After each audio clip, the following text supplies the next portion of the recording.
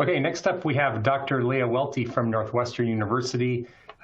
Today she's going to be presenting on Stata Tag for connecting R, SAS, and Stata to Word, a practical approach for reproducibility. Dr. Welty is a professor in the Division of Biostatistics in the Department of Preventive Medicine and in the Department of Psychiatry and Behavioral Sciences at the Northwestern University Feinberg School of Medicine, and is also the director of the Biostatistics Collaboration Center within the Northwestern University Clinical and Translational Sciences Institute. Leah, take it away. Look forward to your presentation. Great. Thank you very much for the introduction. And thank you very much for the invitation to be here. I'm very excited to be part of this conference that is spanning more than just the academic world, that has a lot more going on to it. So I'm very delighted that AbbVie is hosting this virtually, and that I could be part of this experience in this day. So as you said, I'll be talking about Stata Tag for connecting R, SAS, and Stata, and Python to Word. And what I want to do is start with my disclosures, I suppose. This is joint work with 3 of my colleagues at Northwestern. We're a team of 2 software developers and 2 biostatisticians. And our work has been supported by the National Institute of Health's National Center for Advancing Translational Sciences. Of course, this content is solely our responsibility, me and my colleagues, and not that of the National Institutes of Health. So I'd like to start with a little bit about some background on reproducible research and thinking about its origins. The term came from Stanford in the 1960s in a geophysical sciences lab run by a professor by the name of John Clairbout. And he was writing back about that period and saying that in the mid-1980s, we realized that our laboratories researchers often had difficulty reproducing their own computations without considerable agony. And I imagine many in the audience have felt the same way at one point or another. When you had some code, you thought it ran, it gave you answers, and yet you went back to it some days or months or weeks later, and it didn't do the same thing you thought it was going to do. And so one of the things he did is in his lab, he instituted that graduate students and postdocs all had to run their work in one computer file and have one file that would run and produce all of the work and results. And what they used was a make file in Unix. And when he did that, he found that it was much easier for people to transition projects to each other, and that when a new student came into the lab, instead of it taking them 2 years to sort of get up to speed on everything, it took them about 2 months. So the background here is that some of the origins of reproducible research really lie in getting rid of some of the inconvenience, and the sort of a piece of that as well as making sure the science is robust and accurate, but it's awfully inconvenient to not do careful reproducible work.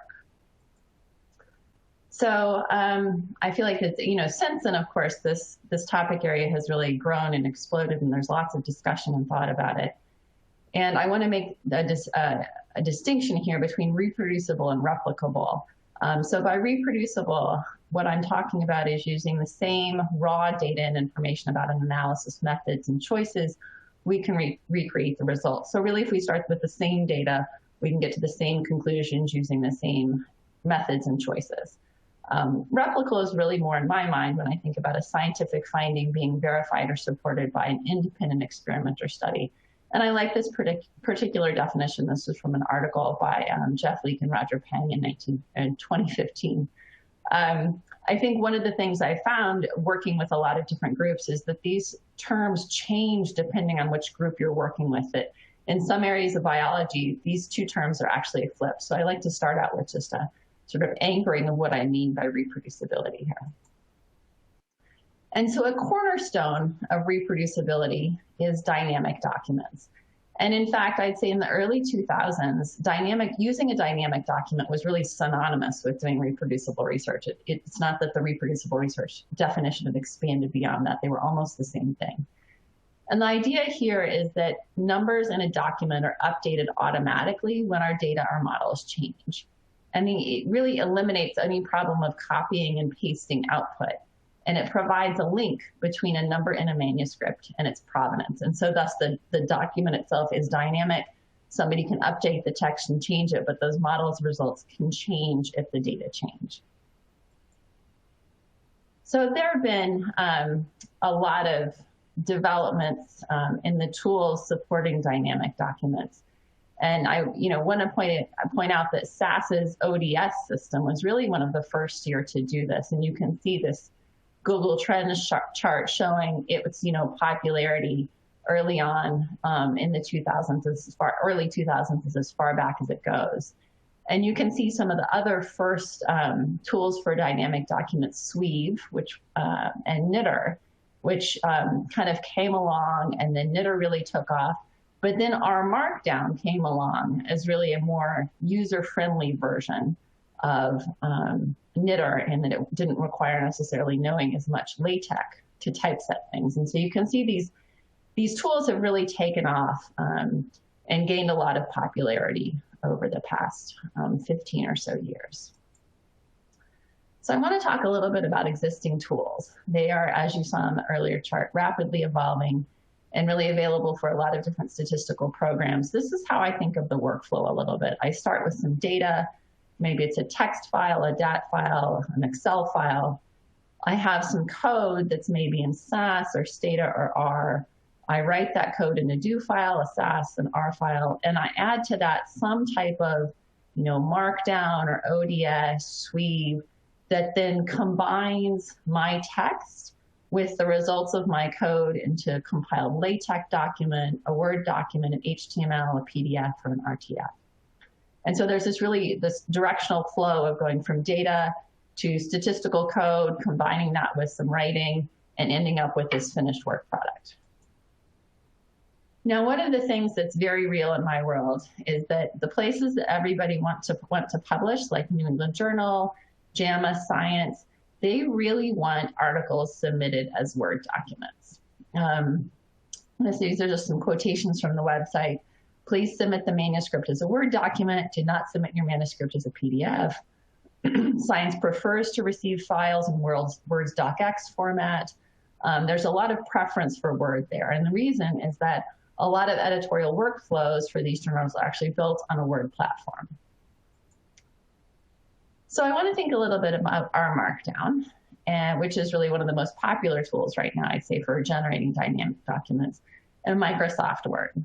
And so for people in the audience who use R and R Markdown, you know that a Markdown file can generate an RTF, or basically a docx file. So on your left here, you can see the R Markdown file, and you can see there's basically chunks of statistical code interspersed with chunks of writing, and it compiles and it generates the document on the right-hand side. And this is quite lovely. The formatting takes a little while to get a handle on. It's not necessarily as easy as doing a point-and-click type approach in Word, but you can generate some really nice-looking documents this way that are reproducible and dynamic. There are some practical limitations to this in my world, though, that if I send my collaborators that dynamic document that I've generated using Markdown, they send back something like this, where they're like, yeah, that title's okay, but let's change it this way. They have all sorts of comments throughout here. Oh, the table needs to be a little different. We should word this differently. And this is part of the collaborative process. This is a wonderful part of the collaborative process, but it presents some challenges. And in fact, I have two bad choices here, I'd say. The first is that I can, accept their changes and continue on in Word. The problem is that I lose the reproducibility if I do that. I lose the connection between my code and my data and that R Markdown file that's generating the Word document. The second thing I can do is I can re-enter all of their changes in my source Markdown file, which, depending on your collaborators, may or may not be a fairly long and involved process. So that's not a particularly good choice either, to sort of take their edits and put them back in the original document. So one of the things I tried to do early on is see if I couldn't get my collaborators excited about just working in the R Markdown document directly. And so, as many of you know, Markdown, Knitter, ODS all require drafting documents in some type of plain text editor. So here's my, example of plain text here. You have, who the author is and chunks of code. And I would just say, don't touch the chunks of code, just touch the writing. Yeah, it didn't really work out. Most of my collaborators, who are primarily doctors and social scientists, are not particularly enthusiastic about working in this way. They want to see words track changes. They want to be able to make comments. They don't want to have to avoid my statistical code when working on a document. You know, and I understand that too. This is not necessarily an easy way to go back and forth and collaborate on a document. And they have very busy clinical schedules too, so that, you know, learning this more technical piece is not something that's necessarily an important thing for them to be doing with their time. And I should note here too, I've given the example in terms of our Markdown, but I think the same thing really holds for SAS ODS as well. That, you know, it's a little hard to convince people to go in and edit like a manuscript abstract or an introduction section or something like that in ODS. So what did we do? So this really eventually led to the creation of Stata Tag. We sort of started working on it, had a pilot, got a little bit of money, got a little more money for development. And finally, through our CTSA award, we were able to you know, fund the development of this project. And so we really think this is a complementary approach and a pragmatic approach to reproducibility and generating dynamic documents in a collaborative medical environment. So what Stata Tag does is it creates a link between a statistical code file and a Word document. And it embeds the output from that code, either values or tables or figures or just flat verbatim output in that Word document. And it does this in a way that you can work separately on the code and the Word document, but retain the link.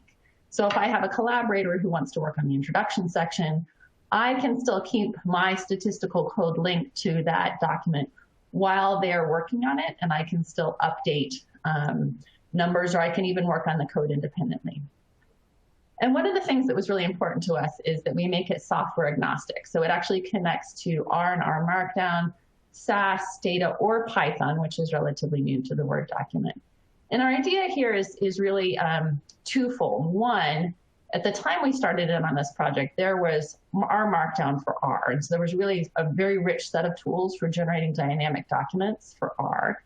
SAS had ODS. Stata had basically very little at the time. And tools that way have come along since then, but it just felt like there weren't as rich a set of tools. And we also wanted something that would allow people to say, you know what, I really want to fit my model in Stata, let's say, because I think it has some functions and some setup that makes it a very good place to fit my model, but I really want to generate my graphics in R. And we wanted the system to allow that. And it's also the case that you can connect multiple code files to the same document too. So I could have my code in 2 different SAS files, it would be fine. Okay, so I'm going to go through how it works a little bit. So step 1 is really just to write your code as you normally would. So your R, your SAS, your Stata, your Python, and your favorite native code editor. So this isn't really a change in workflow for the biostatistician involved in the project. You just write it as normal. The second thing is to open Word and write some or all of your text. So what I am showing here is a Word file with an example of a consort diagram for some clinical trial enrollment.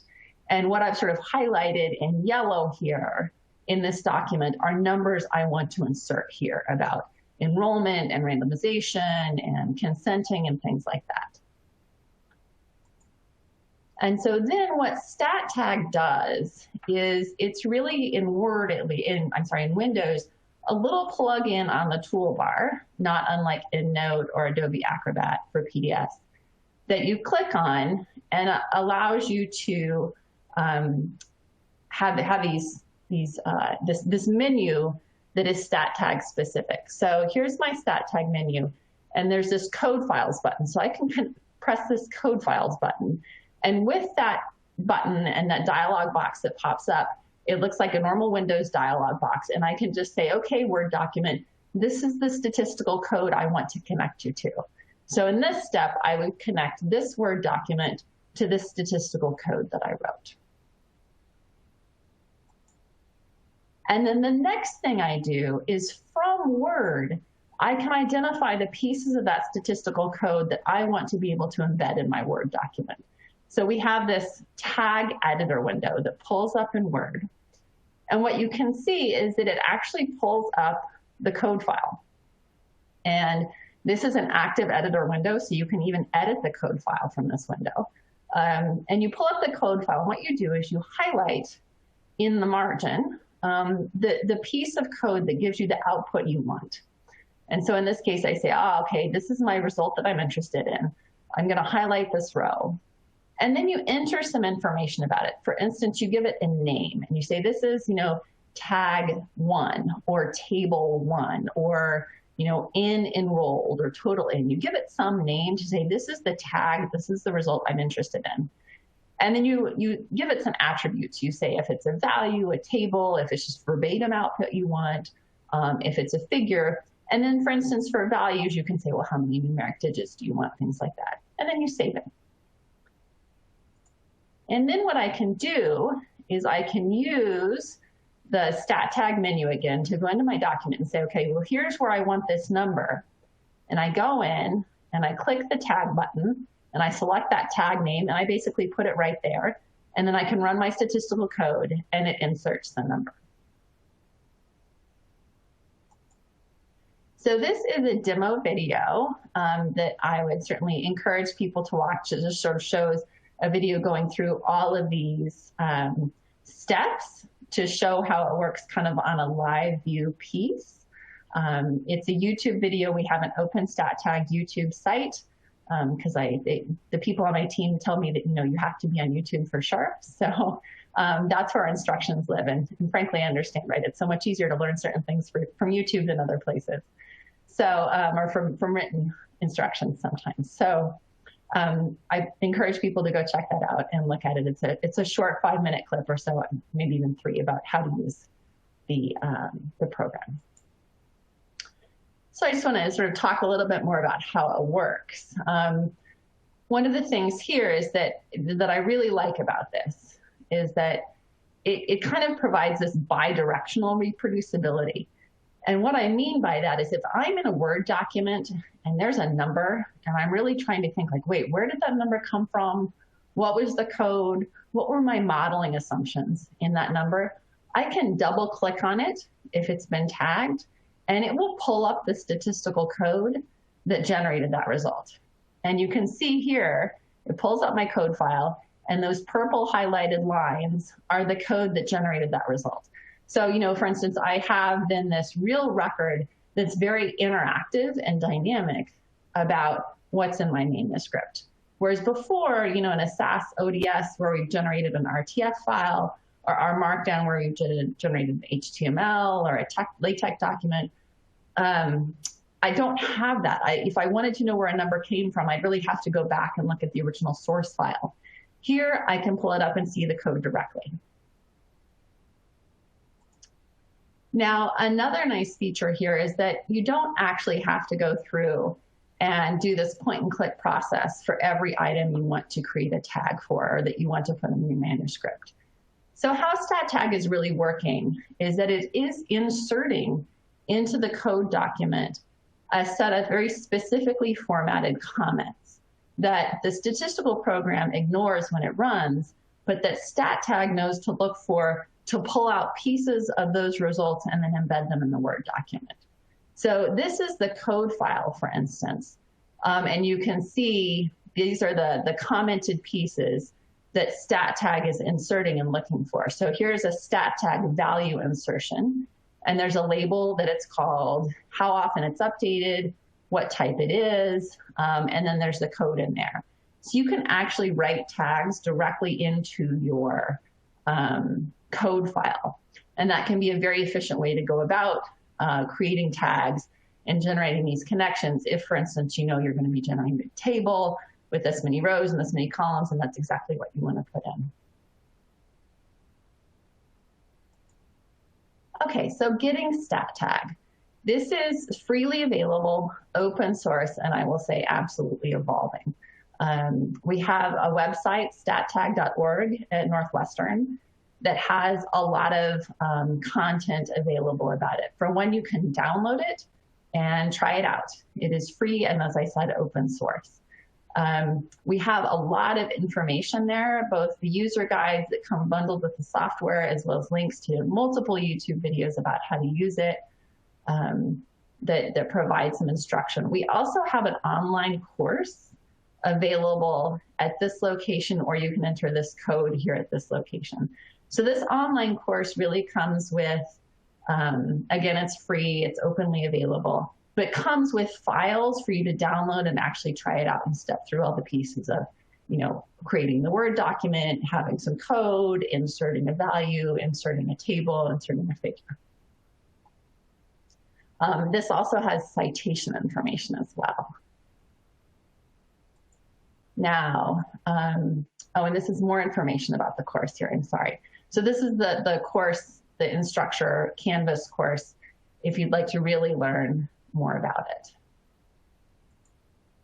Okay, so really getting Stat Tag, we're actually, all the code is on GitHub, and we have a GitHub repo at Stat Tag, and we welcome contributions there. So if you're interested in the source code or interested in making contributions, please go here. One of the ways we design this is that there's sort of like the Stat Tag nexus brain, and then there's modules associated with that that sort of then connect it to SAS code or Stata code or R code or Python code, so that it's designed in a way that we could add SQL or we could add MATLAB, and those are both things people have talked about and requested. All right, so just a couple citations and acknowledgements.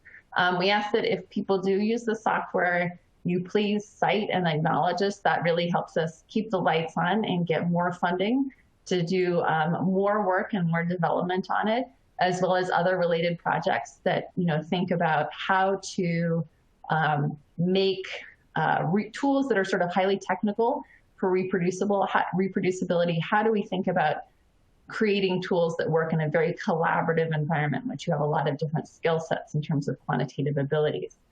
As I said, we work on this through our Clinical and Translational Science Award at Northwestern University. We have an email, Stat Tag at Northwestern, and we love feedback and comments. Early on, the early adopters of this were very, very helpful in giving us feedback and finding bugs and making recommendations. So it's really based on a lot of their feedback and help that we've been able to grow and expand. So with that, I thank you very much for your time and letting me come and talk about this today. And I welcome any questions. Great, thanks, Leah. Thanks for great presentation. Give us more to think about with the whole idea of reproducibility, especially for those of us in the pharma regulated environment where we need to be able to replicate what we do and prove this is what we get through the whole process. So thanks for coming here today and showing us another tool that we can use and think about and consider in our everyday work. Fitting under our theme of more things for our toolbox. So thanks for coming today. During your presentation, we did get a couple of questions. The first one is around validation, because you mentioned that Stat Tag is an open source tool. Can you give us a little idea as far as like the checks that are done within Stat Tag as you're developing and the validation efforts? Sure, that's a great question. Thank you. So yeah, we do have a lot of validation tests. We run unit tests on it. We have about, I think it's over 1,000 different unit tests we run. So we've certainly made every attempt to make sure it is behaving in exactly the way it should behave, given that's really the whole point of this, right? We want to make sure it's reproducible and the behavior is very consistent, and that the number you have in your code is the number you're going to get in your manuscript. So we really have made every effort to run a lot of scripts and tests to make sure that happens. That said, we're not a commercial enterprise with a big, group dedicated to really taking a lot of sledgehammers to the software and breaking it and rebuilding it and testing it that way. So, our testing is probably a little bit more limited than what might be able to happen in a commercial environment. But we have made every every attempt to kick the tires pretty well. At this point, we have over 1,000 downloads of the software, and hundreds of people have used it and tried it. And early on in the process, I'd say about 4 or 5 years ago, it was pretty routine that I could break it or one of them could break it. And it wasn't usually a problem of the wrong number going in. Instead, it was just the number wouldn't go in or the table wouldn't go in. That happens hardly ever now, not often at all. So we feel like it's really matured and evolved into something that is quite reliable. Okay, great. Yeah, because I encourage our participants today to download the software, start using it, and like you said in your slides, you have a feedback loop too, where we can give you feedback and just kind of how we're using it and how it's been going. So people find something, they can certainly reach out to Dr. Welty's team and provide some input to keep improving the software as it goes. And that would be great to have, especially for people using it in a different environment. Mm-hmm. I think most of what we have right now, we had some surveys early on where we would ask people their industry, are they government, are they academia? And we had mostly academic users, some government users, and the industry was a little smaller. So we would love to have feedback from pharma and industry. Great. Yeah, that sounds good. One other question that we have, given we're running up on our time now, is can you give us a glimpse of kind of what's next for Stat Tags in terms of, do you have different features coming up, or just kind of what the next plans are? Sure, that's great. Right now, what we've really focused on is a few little cosmetic things. I didn't mention it during the talk. This works in Windows environment and in Mac environment. So, there's a few little tweaks we've made on the Mac end. We've tried to optimize speed as much as possible, some cosmetic fixes. Now what we're doing is really making sure it works, every time Windows is updated, or for instance, you have an operating system update in the Mac, because this does talk across the operating system to two different or multiple different programs, so we have to make sure it's compatible that way. So we feel like this is doing, for the most part, what we wanted to do, and we're sort of in what I'd call maintenance/enhancement phase, where there's tiny little tweaks we do to make it even more user-friendly. But in terms of future directions here, I think there's a lot of places to go, and in fact, I have a slide here. Maybe I'll try to jump to that slide. Right, here we go. So some future directions here that I'm really thinking about, and this team is thinking about right now too, and we're sort of I'd say, stay tuned. We're working on some things to think about how are there all these other tech-savvy tools, how can we adopt these for collaborative reproducibility? So, things I didn't touch on were things like version control for code, or electronic lab notebooks that are incredibly useful, like Jupyter Notebook and IPython.